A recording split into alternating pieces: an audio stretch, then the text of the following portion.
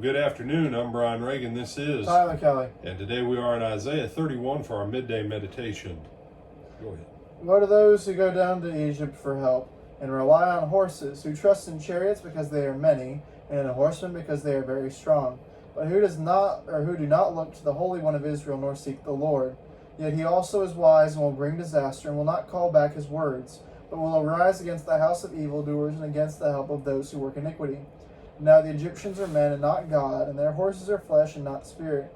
When the Lord stretches out his hand, both he who helps will fall, and he who is helped will fall down. They all will perish together.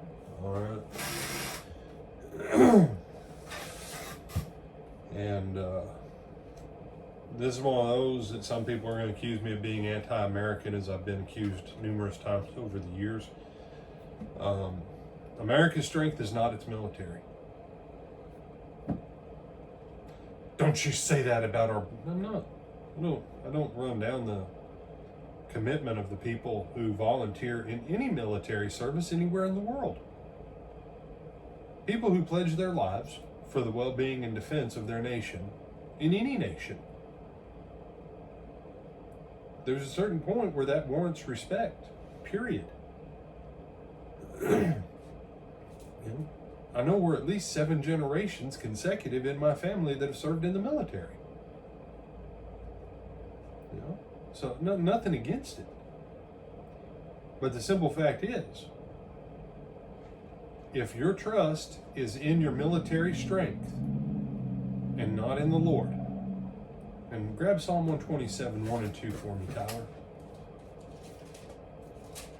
You've got a problem. Because the strength of God's people is not in militaries. What's 127, 1 and 2 say? Unless the Lord builds the house, they labor in vain who build it. Unless the Lord guards the city, the watchman stays awake in vain.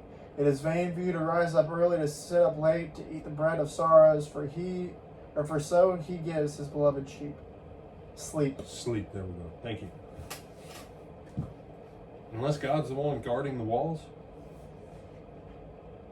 And say, but brother, those evil Chinese, those evil Russians, those godless Brazilians and Venezuelans and Hindus. Yeah, what's your point? We're reading Isaiah, and he's talking about raising up the godless Babylonians and the godless Assyrians, and because he said back there in Deuteronomy, if you don't stay faithful to me, I'll bring a nation from out of nowhere that speaks a language you don't understand, and they'll set your stuff straight. And you'll learn I'm the Lord God. And that's what he's reminding Israel of right here. This isn't new. He spoke it through Moses 600, 700 years before this. Actually close to 900 years.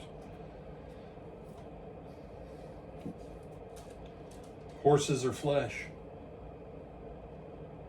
Chariots, they're man-made. They're not from the Spirit of the Lord, and they're not eternal. The first place we need to turn back to, and the first thing in which we need to trust for our strength and our deliverance, is in the Lord God of hosts. Even our founding fathers understood. That's why they dedicated this nation. The first act of Washington as president in prayer was to dedicate this nation to the God of heaven and his son Jesus Christ. And we need to get back to that understanding in our land, in our day, in our time, while we still have opportunity. Do you have some other thoughts on this? No, sir. All right then. Lord willing, we'll see you back at 8 o'clock. Yeah, there we go.